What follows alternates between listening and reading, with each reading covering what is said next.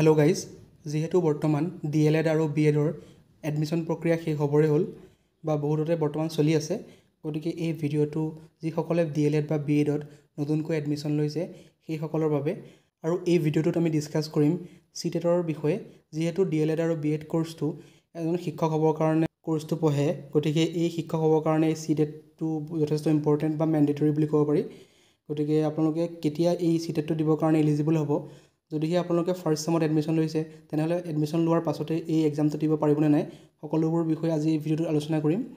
আৰু এই এক্সামটোৰ সিলেবাস কেনেকুৱা ধৰণৰ হয় এপ্লাই কেনে কৰিব বা ফিজবোৰ কেনেকুৱা ধৰণৰ হয় সকলোবোৰ বিষয় এই ভিডিওত মই আলোচনা কৰিম গতিকে ভিডিওটো শেষলৈকে চাই থাকিব স্কিপ নকৰাকৈ যদিহে চেনেলটো নতুনকৈ আহিছে চেনেলটো সাবস্ক্ৰাইব কৰি দিব এটা লাইক কৰি দিব এটা কমেন্ট কৰি দিব গতিকে আহক আমি ভিডিওটো আৰম্ভ কৰোঁ এটো লিখা আছে যে important video for DLED and BEd students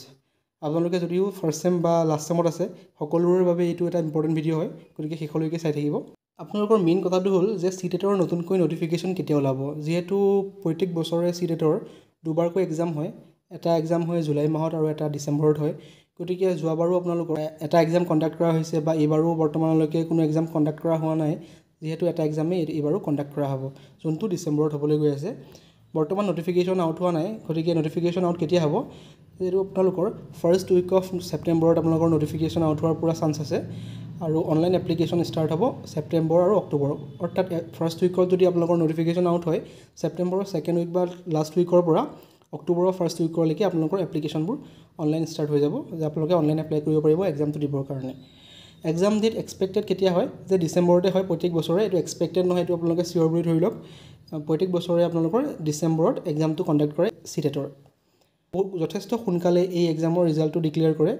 ডিসেম্বৰত exam হয় এক মাহৰ ভিতৰত অৰ্থাৎ জানুৱাৰী 2026ত আপোনালোকৰ ৰিজাল্টটো ডিক্লেয়াৰ কৰি দিব তাৰ পিছত আহিলে যে এক্সাম ফিজবোৰ কেনেকুৱা ধৰণৰ হয় এইটো এক্সামৰ কাৰণে আপোনালোকৰ এক্সাম ফিজ যিসকল জেনাৰেল OBC EWS কেণ্ডিডেট হয় যদিহে আপোনালোকে এখন পেপাৰ দিব বিচাৰে মই আপোনালোকক ভিডিও আগলৈ কৈ আছো যে ফাৰ্স্ট পেপাৰখন কি হয় বা সেকেন্ড পেপাৰখন কি হয় CTETত টোটাল দুখন পেপাৰ থাকে আপোনালোকে ইচ্ছা কৰিলে এখন পেপাৰ দিব পাৰে ইচ্ছা কৰিলে দুইখন পেপাৰ দিব পাৰে গতিকে যদিহে আপোনালোকে এখন পেপাৰ দিব বিচাৰে তেনেহলে আপোনালোকে যদি জেনাৰেল OBC বা EWS কাষ্টৰ হয় তেনেহলে আপোনালোকে 1000 টকা পেমেন্ট কৰিব লাগিব এখন পেপাৰৰ কাৰণে যদিহে ST SC PH হয় ফিজিক্যালি হ্যান্ডিক্যাপ সেই সকলৰ কাৰণে 500 টকা ফৰ পেপাৰ 1 ওকে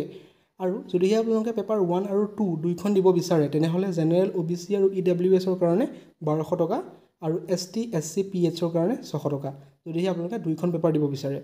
যেহেতু মই আপোনালোকক কৈ আছো যে CTETৰ দুখন পেপাৰ হয় গতিকে আপোনালোকৰ পেপাৰ 1 কিহৰ কাৰণে হয় there will be two papers paper 1 খন হ'ব আপোনালোকৰ ক্লাছ 1 ৰ পৰা 5 লেভেলৰ কাৰণে অৰ্থাৎ যদিহে আপোনালোকে ক্লাছ 1 ৰ পৰা 5 লৈকে পঢ়াব বিচাৰে তেনেহলে আপোনালোকে পেপাৰ 1 টো কোৱালিফাই কৰিব লাগিব আৰু যদিহে আপোনালোকে ক্লাছ 6 to 8 লেভেললৈকে পঢ়াব বিচাৰে তেনেহলে পেপাৰ 2 টো ক্লিয়াৰ কৰিব লাগিব গতিকে দুখন পেপাৰ হয় আপোনালোকৰ নিজৰ ইচ্ছামতে আপোনালোকে দিব পাৰে পেপাৰ 1 দিব পাৰে বা পেপাৰ 2 দিব পাৰে আৰু ইচ্ছা কৰিলে দুইখন পেপাৰ আপোনালোকে দিব পাৰে এইখন হল পেপাৰ 1 ৰ সিলেবাস যিসকলে ক্লাছ 1 ৰ পৰা 5 লৈকে পঢ়াব বিচাৰে যোনটো প্ৰাইমেৰী ষ্টেজ বুলি কয় তাৰ কাৰণে এইটো সিলেবাস আপোনালোকে এইটো সিলেবাসৰ এক্সামটো দিব লাগিব CTETৰ যোনটো পেপাৰ 1 ৰ এই সিলেবাসটোৰ ভিতৰত কি থাকিব চাওঁ আহক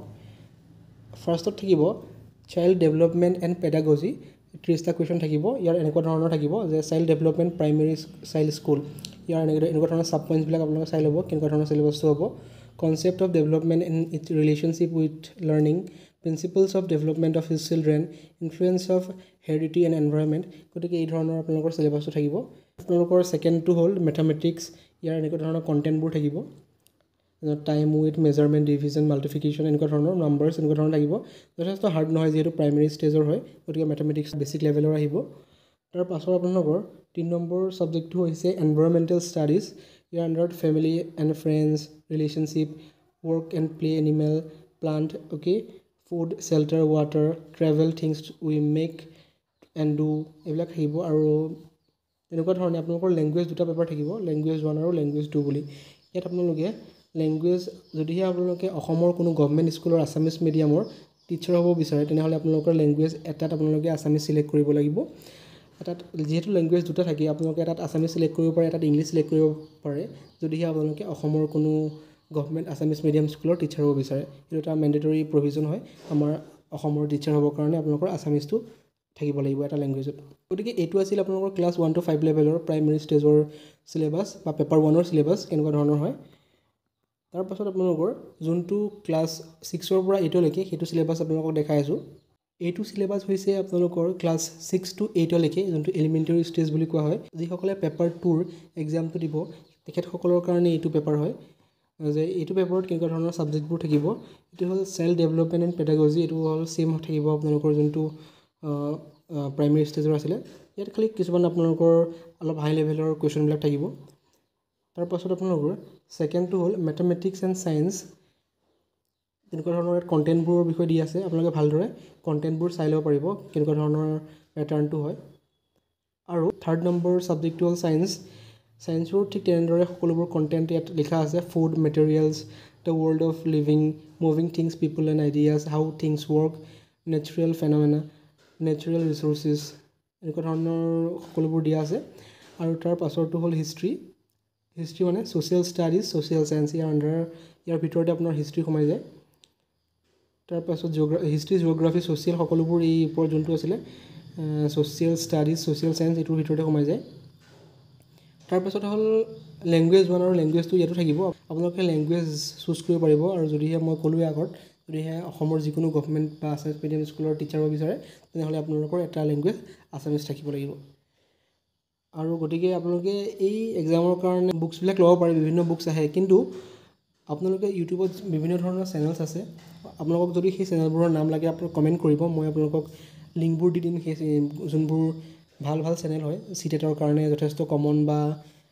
ইম্পৰ্টেণ্ট ভিডিঅ' বনায়। গতিকে আপোনালোকে যদি সেই ভিডিঅ'বোৰ কণ্টিনিউৱাছলি ফ'ল' কৰে, আপোনালোকে সেই সকলোবোৰ ভিডিঅ' চাই তেনেহ'লে অতি সহজে আপোনালোকে এই এক্সামটো ক্ৰেক কৰিব পাৰিব। গতিকে আপোনালোকে কমেণ্ট কৰিব যদিহে আপোনালোকক সেই ভিডিঅ'বোৰৰ বা সেই ইউটিউব চেনেলবোৰৰ লিংকবোৰ লাগে। গতিকে এইটো এটা আছিল ইম্পৰ্টেণ্ট ভিডিঅ' আপোনালোকৰ কাৰণে, যিসকলে DLED আৰু BEDত নতুনকৈ এডমিশ্যন লৈছে।